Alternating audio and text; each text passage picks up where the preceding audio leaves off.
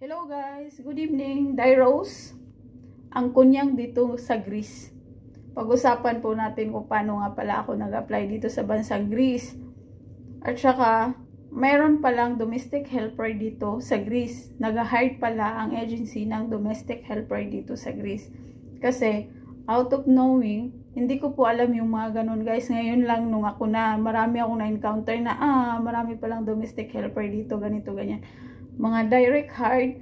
Akala ko direct hire lang, pero sa case ko kasi by agency ako na hire dito. So marami ding nagtaka, ba't mga kakilala ko sa Hong Kong, marami ding nagtaka na napunta ako dito, paano ako nag-apply ganyan. Paano nga pala ako nag-apply? Nag-apply po ako through agency. Kasi wala naman akong kamag-anak dito. Tsaka may kaibigan ako na dito, nalaman ko lang na dito din pala siya nung nakapag-apply na po ako sa agency na yon. Pero waiting lang po ako nung time na yon. Tapos nung nakita ko na siyang nag-posting siya na ganito yung agency niya, nasa Greece pala siya kasi akala ko nasa Middle East siya nung time na yon. Tapos nung message ko siya, nandito daw siya sa Greece. At saka, nagkataon na same agency pala yung pinasukan namin. Tapos yun, anong agency nga pala yun guys? Pakinggan nyo na lang kasi hindi ako marunong mag-edit. Paano i-posting dito sa wall. So ito po yung agency ko guys. Sa Manila po ito. FMW Human Resources International Corporation. From 404 Doña Felisa, Saizuku Building, Remedios Street, Malate, Manila, Metro Manila, Philippines. Yun po yung agency ko.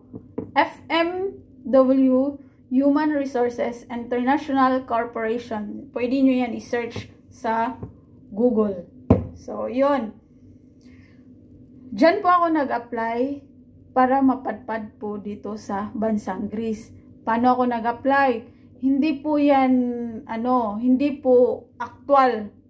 Hindi po actual yung pag-apply ko. Doon po ako online.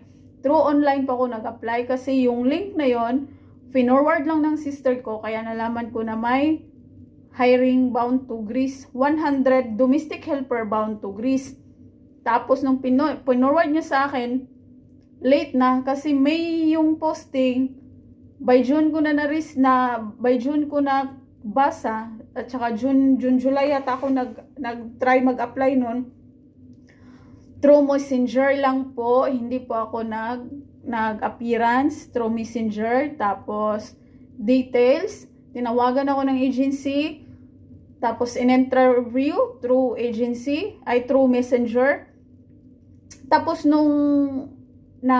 yung first interview nila na pumasa ako kasi may mga din naman na hindi ka papasa dahil dun sa mga experience mo. Pero nung pumasa po ako, through Skype po yung final interview ko sa agency para gawan po nila ako ng CV. Kasi hindi po ako ang gumawa ng CV, sila po. Tapos yun yung pinasa nila dito sa Greece, yung parang connection nila dito. Yun. Tapos nung pumasa po ako sa agency, nag-waiting po ako para employer. Nagkaroon po ako ng employer by September. Finalo up ako ng agency ko. And then, nung nagkaroon ako ng employer by September, tsaka po ako nagproseso, tsaka po ako naglabas ng mga kapirahan natin na kung saan-saan kinukuha. So, yun po guys. Kaya ako napadpad ngayon dito sa bansang Greece. Through agency po. Hindi po ako direct kasi wala po akong kamag-anak dito. At saka, God's grace, naka 8 years po tayo sa bansang Hong Kong. At saka yun po ang best experience na pinambato ko. Kaya ako napadpad dito sa Greece. Kasi may mga din naman kasi ako requirement na parang hindi po ka-qualified. Pero dahil dun sa experience mo, at saka yung pag sinabing ex-abroad kasi, pasado ka doon sa salitang ex-abroad, pasado ka po doon. Pero yung 8 years po kasi guys, God's grace guys, natapos ko po yung 8 years continually in one employer. So doon po nakabase ang employer ko sa ganong history ko yata. Tapos kinommunicate kasi ng agency ko yung employer ko. Kumbaga binigyan po ako ng support ng employer ko na good record po ako. Tapos yun po, nakapasok ako dito sa Bansang Greece. Kaya yung kung paano ako gumastos, sa susunod po natin na vlog. Thank you for watching guys, and don't forget to like, subscribe, and hit the notification bell. Dai Rose, thank you so much.